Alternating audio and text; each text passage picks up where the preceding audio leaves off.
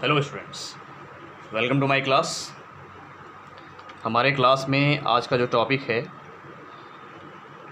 वो लिया हमने सॉल्यूशन से। जैसा सॉल्यूशन अभी चल ही रहा था, आइडियल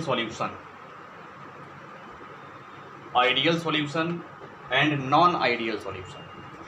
दो टाइप का होता है, एक आइडियल और दूसरा नॉन आइडियल सॉल्यूशन। तो यहाँ पर हम किसकी बात करेंगे? केवल आइडियल की बात करेंगे और नॉन आइडियल की बात हम अगले लेक्चर में करेंगे। ठीक है। आइडियल सॉल्यूशन को हम लोग बोलते हैं हिंदी में आदर्श विलयन। ठीक, क्या बोलते हैं? आदर्श विलयन।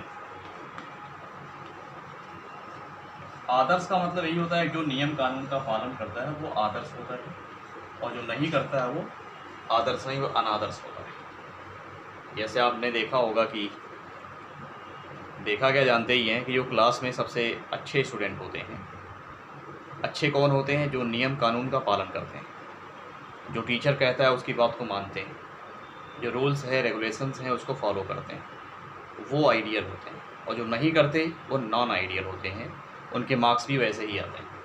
जो आइडियल उनके मार्क्स अच्छे आते हैं, जो नॉन आइडियल उनके मार्क्स अच्छे नहीं आते, क्योंकि वो रूल्स रेगुलेशंस को फॉलो नहीं करते, पढ़ते नहीं, उनका रिजल्ट नहीं अच्छा आता। उसी तरह से आइडियल सॉल्यूशन होता है और दूसरा नॉन आइडियल सॉल्यूशन होता है। तो यहाँ पर अब क्वेश्चन ये आता है कि आइडियल सॉल्यूशन किस रूल्स रेगुलेशंस को फॉलो करेगा, किसके रूल को फॉलो करेगा, यही हमें समझना है। तो कहेंगे एक ऐसा सॉल्यूशन जो राउल्ट के नियम का पालन करता है सभी कंडीशन पर। कौन सी कंडीशन पर? सांद्रता यानी कंसंट्रेशन, टेम्परेचर एंड प्रेशर के सभी कंडीशंस पर जो सॉल्यूशन या जो विलयन राउल्ट के नियम का पालन करता है उसको आदर्श विलयन कहते हैं। इंग्लिश में कैसे कहेंगे? कहेंगे ideal solution is defined as a solution that follow the Raoult's law at all concentrations, या फिर ऐसे कहते हैं कंडीशन ऑफ ऑल कंसंट्रेशंस। तो सभी कंडीशन पर या सभी कंसंट्रेशन के कंडीशंस पर जो सॉल्यूशन राउल्ट्स लॉ को फॉलो करता है वो आइडियल सॉल्यूशन होता है। ठीक है ना, उसको हम आइडियल सॉल्यूशन बोलते हैं। मान लीजिए हमने यहाँ पर क्या ले लिया, a प्लस बी, ये हमने दो कंपोनेंट ले लिया। सपोज दैट ये लिक्विड है, ये भी लिक्विड है, दोनों लिक्विड है, बोथ आर लिक्विड्स। इनको मिला करके हमने सॉल्यूशन बनाया है ना। यहाँ पर हमने सॉल्यूशन बना दिया इनको आपस में मिक्स करके। ये भी लिक्विड है, लिक्विड 1 है, और ये लिक्विड 2 है, ऐसा मान सकते हैं। ये लिक्विड 3 हो जाएगी। Liquid 3 is ideal solution ideal है कि नहीं इसकी बात हम कर ही रहे हैं, क्योंकि हमने आइडियल की बात की है, इसलिए आइडियल तो होएगा ही, आइडियल ही बनाएंगे। तो ध्यान रखिएगा, वो लिक्विड्स मतलब इसमें देखिए L1 एंड L2 लिखा हमने, लिक्विड 1 लिक्विड 2। इसमें एक लिक्विड क्या होगी? एक लिक्विड जो है आपका सॉल्यूट होगा और दूसरी लिक्विड क्या होगी? सॉल्वेंट होगी। दोनों मिला देंगे, सॉल्यूशन बन जाएगा। अब हम कहते हैं कि आइडियल सॉल्यूशन तब बनता है जब इन लिक्विड को मिलाने पर ये एक दूसरे में कम्प्लीटली मिक्सेबल हों, यानी कम्प्लीटली मिक्स हो जाएं। कंप्लीट मिक्स होने पर जो सॉल्यूशन बनेगा वो आइडियल होगा। मीन्स वो सॉल्यूशन राउल्ट्स लॉ को सभी कंडीशंस पर जो है फॉलो करेगा। बात समझ रहे हैं? मतलब जो विलयन यहाँ पर हम बना रहे हैं, ये विलयन आदर्श तब होगा जब मिलाने वाले कंपोनेंट एक दूसरे में अच्छी प्रकार से या पूर्ण रूप से मिल जाएं। जब ये पूर्ण रूप से मिल जाएंगे तभी बनने वाला सॉल्यूशन जो है कैसा होगा, ये विलयन कैसा होगा? आदर्श विलयन होगा। ठीक है, आई होप आपको इतनी बातें समझ में आई होंगी। अब यहाँ पर अगर हम ये कहें कि मान लीजिए इसका जो मोल प्रभाज है, इसका मोल प्रभाज, ठीक है, या मोल प्रभाज हम क्यों लें, मोल प्रभाज की बात हम बाद में कर लेंगे। हमेशा क्या लेना होगा? वेपर प्रेशर लेना होगा। मान लीजिए इसका वेपर प्रेशर क्या है? PA है, ठीक है, और इसका वेपर प्रेशर क्या है? PB है। इतनी बात समझ में आ रही?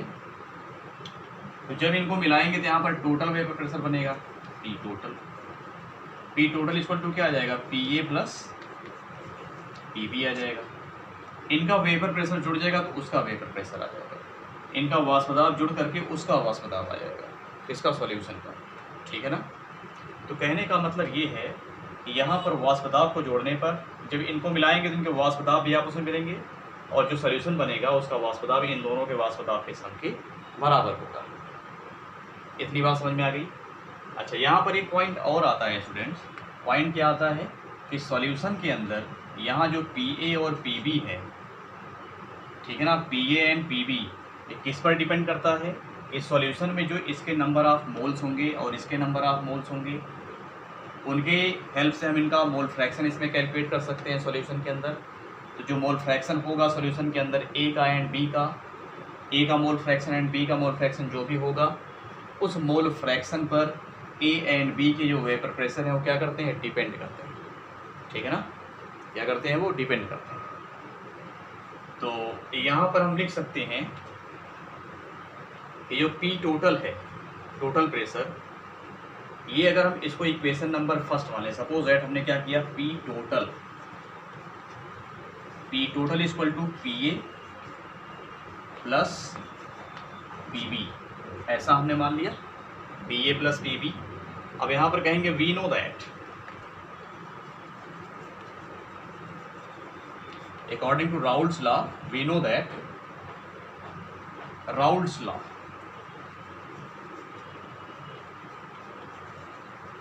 हम राउल्ट्स लॉ जानते हैं, इसके अकॉर्डिंग क्या जानते हैं, जो PA है वो किस पर डिपेंड करेगा? कहेंगे PA is proportional to XA, यानी A के मोल फ्रैक्शन पर PA डिपेंड करेगा। इसी को और करके हम लिख सकते हैं PA, अगर यहाँ से प्रोपोर्शनल हटाएंगे तो कोई कांस्टेंट लगाना पड़ेगा हमें, तो इक्वल टू आ जाएगा P0A into XA। I hope आपको इतनी बातें समझ में आई होंगी। ये है इक्वेशन नंबर फर्स्ट। इसी तरह से आप चाहें क्या बना सकते हैं, B के लिए बना सकते हैं PB equal to P0B into XB, Raoult's law के अकॉर्डिंग, राउल्ट्स लॉ से बना सकते हैं। ये आपकी इक्वेशन नंबर फर्स्ट थी, ठीक है ना, ये आपकी इक्वेशन नंबर फर्स्ट है, और ये तो आपने इक्वेशन बनाया है, इसको इक्वेशन नंबर फर्स्ट मत देखिए तो बेटर होगा। चलिए मिटा दिया इसको। अब हमें क्या करना है, इस वैल्यू को यहाँ पुट करना है, ठीक है। तो यहाँ पर हम कह सकते हैं कि P टोटल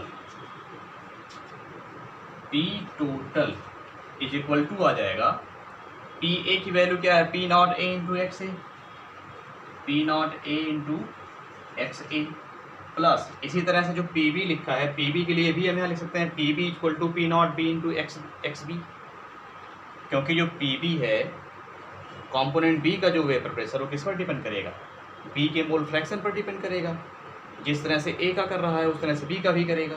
तो यहाँ पर एक और हम लोग लाइन लिख सकते हैं, उसी में प्लस करके हम लिख सकते हैं P0A इंटू XA प्लस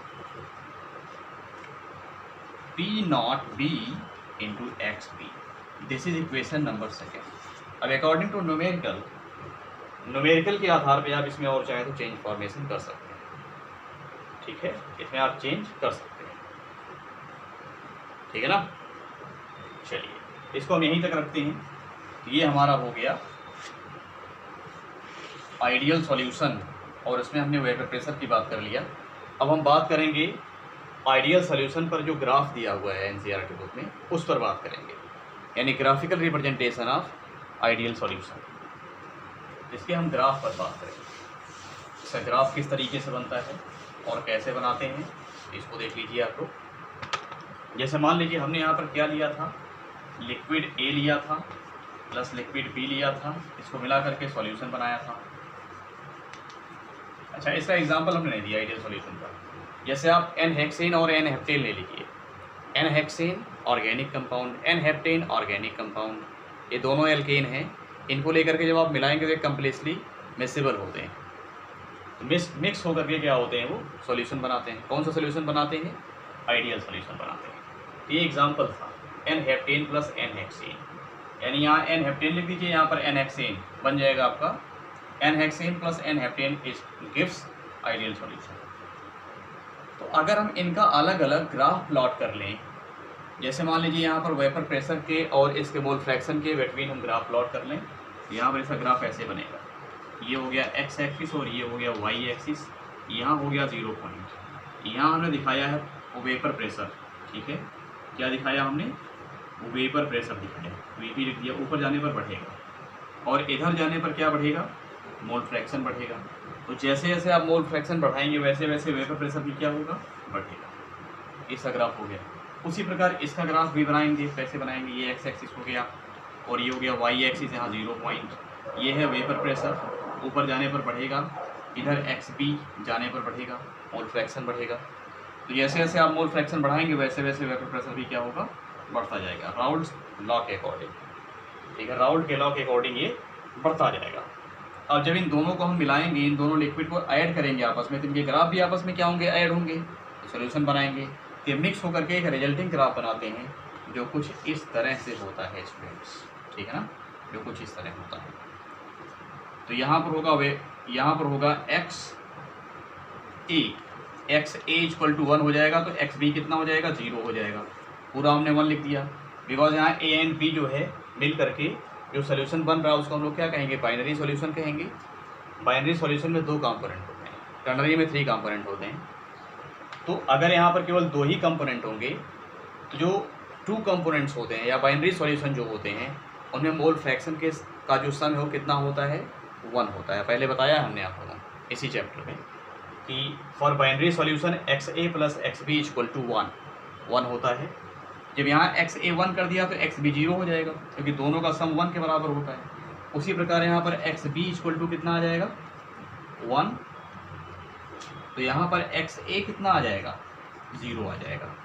ठीक है, ये इसके वेपर प्रेशर की लाइन है और ये इसके वेपर प्रेशर की लाइन है बी के, इस तरह से दोनों का इक्वल नहीं है, कम ज़्यादा है। ये वेपर प्रेशर किसका है, ये है पी ए और ये है पी बी। बात समझ रहे हैं आप लोग। तो अब जब ये पी ए और पी बी जहाँ पर ये इस वाई एक्सिस को क्रॉस कर रहे हैं, उसी क्रॉसिंग पॉइंट को मिला दीजिए। जब आप मिलाएंगे तो आपको क्या मिल जाएगा, यहाँ पर मिल जाएगा पी टोटल, मतलब आइडियल सॉल्यूशन का वेपर प्रेशर इक्वल टू आ जाएगा P A is equal to आ जाएगा P A plus P B. ये आ जाएगा P A plus P B. तो P total is equal to P A plus P B, ideal solution का vapour pressure हो गया। और ये हो गया आपका पी ए, ठीक है ना, और ये हो गया पी बी। आप चाहें तो यहाँ पर पी ए नहीं बल्कि वेपर प्रेशर लिख सकते हैं, इसको आप वी बी लिख लीजिए, बेटर होगा। ऊपर जाने पर बढ़ेगा, यहाँ ऊपर जाने पर बढ़ेगा। तो जैसा ग्राफ यहाँ पर था वैसा हमने यहाँ बना दिया। अब ध्यान रखिए, जहाँ पर ये दोनों बाइसेक्ट कर रहे हैं उसको नीचे बढ़ाएंगे तो यहाँ पर x A is equal to x B मिलेगा, यहाँ दोनों इक्वल हो जाएंगे। ठीक है, तो यहाँ दोनों का वेपर प्रेशर इक्वल हो जाएगा।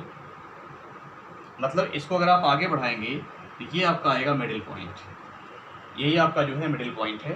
तो कहेंगे इस वाले पॉइंट पर आइडियल सॉल्यूशन का जो वेपर प्रेशर है वो मिनिमम होगा और इस वाले पॉइंट पर आइडियल सॉल्यूशन का जो वेपर प्रेशर है वो मैक्सिमम होगा, यहाँ मिडिल पर आएगा, मिडिल पॉइंट पर। ठीक है, ये है आइडियल सॉल्यूशन एंड इसका वेपर प्रेशर एंड इसका ग्राफिकल रिप्रेजेंटेशन। आई होप आपको ये समझ में आया होगा। यदि ना समझ में आया तो आप हमें कॉल करिए, तो आपको हम डिटेल्स को समझा देंगे और ये क्लियर हो जाएगा। ओके स्टूडेंट्स, इस क्लास में इतना ही। Thank you.